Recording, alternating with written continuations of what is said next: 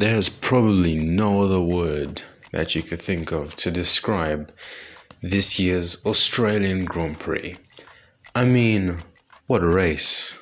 What a race. And well, you could say that the end of the race was the most dramatic part, or it was the only good thing that happened. I think the whole race was quite good, and it was alright. So, Australia, we were looking forward to this. We didn't know the race would be this exciting, and well, I just want to know what went on in that race, even though, yes, I did watch it, but what on earth actually went on that Australian Grand Prix? I mean, well, you had Mercedes second and third on the grid, just behind Max Verstappen, who went on to win the race, as we all know. But it wasn't the only dramatic thing that we saw this weekend. I mean, we had Charles Leclerc spinning off on the first lap. I mean, how times change. And then we had Alex Albon's massive crash at the end of this first sector. And from there, after that, we had a red flag and the race had to be stopped, which meant that George Russell, who pitted at that time, had lost out massively. And Lewis Hamilton was effectively challenging for the win against Max, but we know that the Red Bull was quick as hell. And then at the restart, well, Lewis only held the race lead for a few laps, but then, well, lost out. But the race kind of died down from there. Yes, there were a few battles, but that's not where the drama would end, because, well, towards the end, around lap 52 or 3, I think it was, Kevin Magnussen had a very weird accident where he went wide at turn 2 somehow, and will hit the wall as his wheel came off, and there was debris. We thought there would be a safety car or a virtual safety car, but unexpectedly a red flag came out, and this made things incredible because we only had 2 laps of racing to go, just like it was in Baku 2021. And this time, who was fighting for the win? Max Verstappen and Lewis Hamilton, leaving the both of them on newer sets of tires together with everyone else. And I mean, if you think about it, Lewis could have gotten the jump on Max had he not blocked him off, but it was fair enough for Max Verstappen. But as we all know in Formula 1, restarts are sometimes chaotic.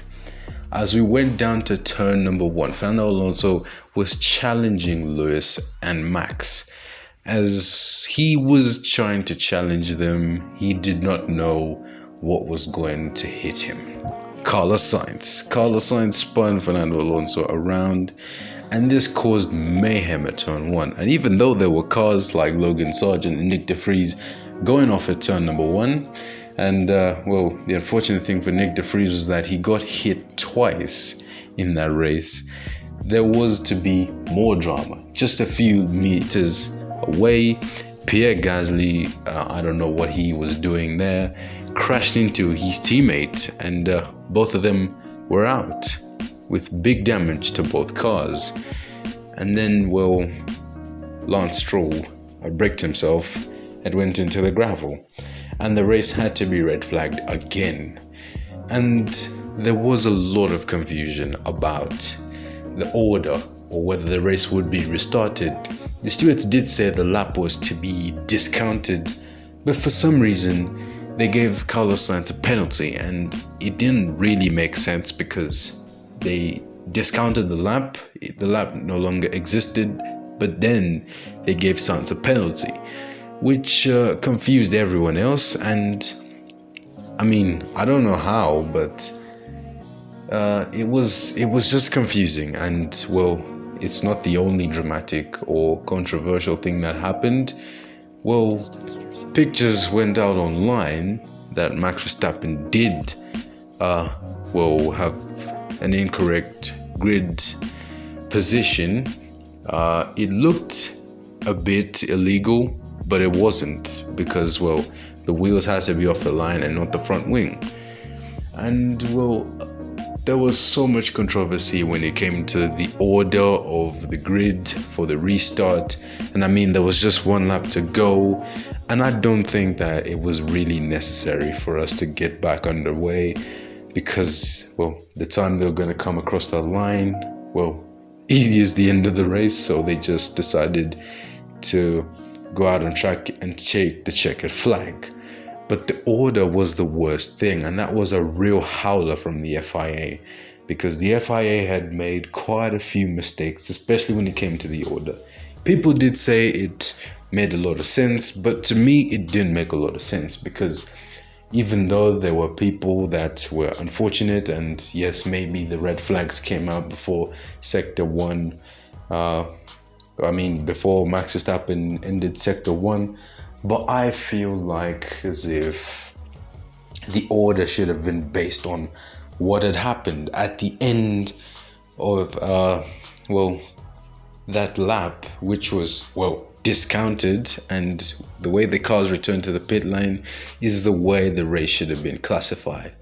So it was a chaotic race, and I mean, it didn't make sense, the order, but, well, Verstappen and Hamilton fans can't complain, because for Verstappen, he wins once again, and for Lewis Hamilton, it's his first podium of the 2023 season, and Fernando Alonso gets onto the podium again after protesting that. And I know there's going to be Haas protesting Hülkenberg to be fourth, and there's going to be Ferrari protesting against Sainz, but nothing yet. So, what a race. Thank you guys so much for watching. And if you did enjoy that race, well, smash the like button. Not just the race, but the video. And, well, subscribe to the channel for more F1 content to come. And from me, Octave F1, see you guys next time.